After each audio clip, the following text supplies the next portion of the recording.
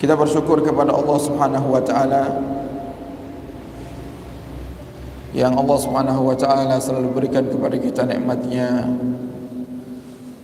yang daripada nikmat-nikmat itulah kita bisa berkumpul di masjid ini dalam keadaan kita semuanya sehat walafiat. Dan semoga Allah selalu memberikan kepada kita kesehatan, dan juga untuk keluarga kita, guru-guru kita, santri-santri kita, dan semua daripada kaum muslimin muslimat, lebih khususnya di negara kita tercinta Indonesia. Semoga Allah berikan kesehatan dan Allah menjaga kita daripada segala kemaksiatan, dan Allah berikan kepada kita kemudahan untuk istiqamah dalam belajar ilmu agama. Amin ya rabbal alamin. Melanjutkan kajian dalam kitab Qabasun Nuril Mubin min Ihya'i Ulumuddin. Kemarin kita telah bahas bersama tentang pertanyaan seorang Arabi, seorang sahabat yang tinggal di pedalaman, kepada Rasulullah sallallahu alaihi wasallam. Beliau berkata, "Ya Rasulullah, ar-rajulu yuhibbul qauma walamma yalhaq bihim." Ya Rasulullah, bagaimana pendapatmu jika ada seseorang yang cinta kepada orang-orang yang saleh, yang cinta kepada kaum salihin, tapi dia belum bisa untuk mengikuti kebiasaan baik orang-orang saleh itu, ya Rasulullah. Jadi ada orang cinta sama orang yang soleh tapi belum bisa meniru kesolehannya. Faqala sallallahu alaihi wasallam, kemudian Rasulullah SAW menjawab, al-mar'u ma'a man ahab. Manusia itu akan dikumpulkan oleh Allah bersama orang-orang yang mereka cintai. Jadi kalau kita cintanya kepada orang soleh, ya Allah akan kumpulkan kita nanti bersama orang-orang yang soleh. Tapi jika kita cintanya kepada orang-orang yang kafir, orang-orang munafik, orang-orang yang justru mereka meninggalkan agama Allah, mereka jauh daripada Allah, tidak cinta kepada Nabi Muhammad, maka nanti di akhirat pun Allah akan kumpulkan kita bersama mereka, yang kelak mereka akan disiksa oleh Allah Subhanahu wa taala. Na'udzubillah summa na'udzubillah. Fanzur, maka kata Imam Ghazali, renungilah kaifa hasadaka iblis, bagaimana iblis itu merusak hatimu dengan sifat dengki.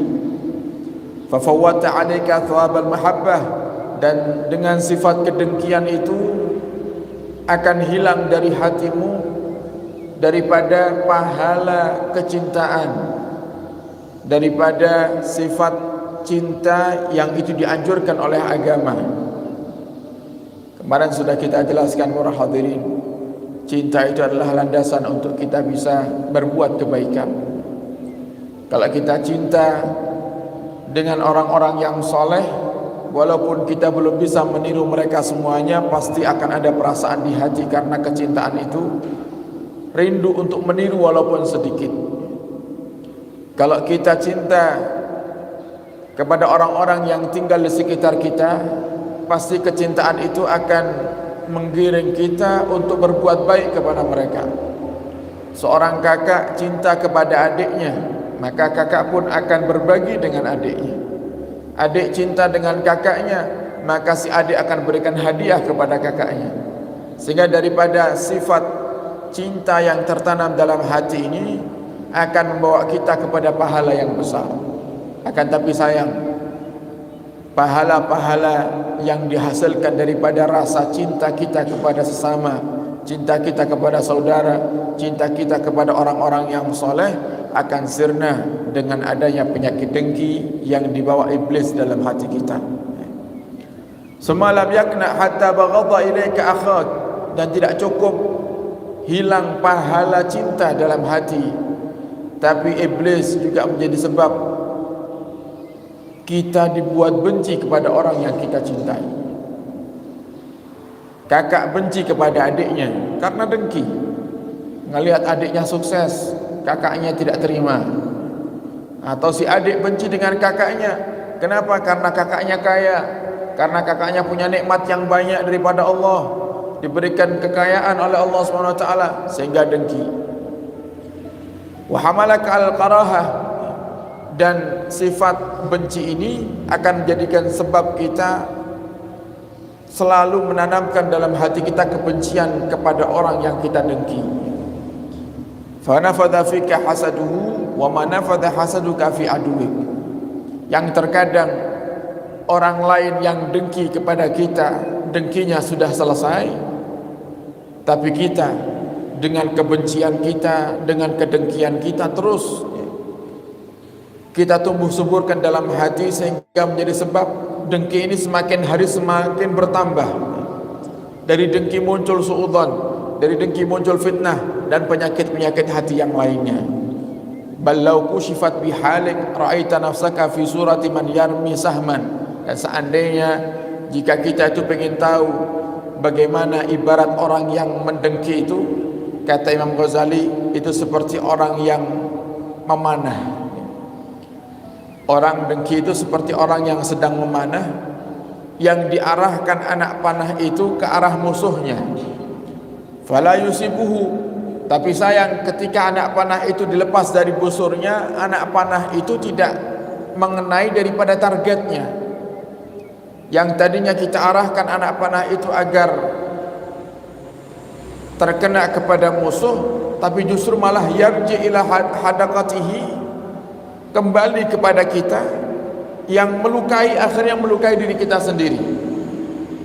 Fayazidu ghadabuhu, di saat anak panah itu kembali ke kita, akhirnya tambah marah kita. Diulang lagi, kita mau panah, kita arahkan ke musuh lagi, dilepas anak panahnya, ternyata kembali lagi kepada kita. Fayarji ila ainihi, menyerang anggota tubuh yang lainnya seperti mata misalnya. Fayu'mihi, yang akhirnya menjadikan kita buta. Masih marah lagi, tidak terima, kita serang lagi, kita panah lagi. Ternyata anak panah itu pun kembali kepada kita, yang akhirnya menyerang daripada kepala dan bisa memecah daripada kepala kita. Dan itulah perumpamaan orang yang dengki. Semakin dia dengki dengan saudaranya, dia dengki dengan tetangganya, sama dengan dia itu sebenarnya menyerang dirinya sendiri, sama dengan dia itu menyusahkan dirinya sendiri, sama dengan dia itu menjadikan dirinya tidak akan bahagia. Karena orang yang dengki itu tidak akan bahagia. Dijamin, saudara. Orang yang ada kedengkian dalam hatinya pasti tidak akan bahagia. Karena apa? Karena dengan kedengkian yang ada dalam hati kita ini menjadi sebab di saat banyak orang di sekitar kita yang mendapatkan nikmat, kita tidak terima, sehingga semakin sakit hati. Semakin dikasih nikmat orang yang kita dengki, semakin kita sakit hati. Akhirnya kita tidak ada bahagianya. Nah, ini pentingnya kita menghilangkan penyakit hati. Wa aduhu salimun, sedangkan kita tadi yang diibaratkan seperti orang yang memanah, tapi semua panahan itu justru kembali kepada kita, yang akhirnya melukai diri kita. Sedangkan musuh kita yang kita target selamat, tetap Allah berikan nikmat kepadanya. Bahkan mungkin dia tidak tahu apa-apa. Kalau kita sedang mendengkinya, dia tidak tahu. Ketidaktahuannya, dan ternyata dia adalah orang yang baik, hatinya bersih daripada penyakit dengki, Allah tambah nikmatnya. Kita yang melihat tambah sakit hati. Jika tidak ada orang yang dengki itu akan mendapatkan kebahagiaan.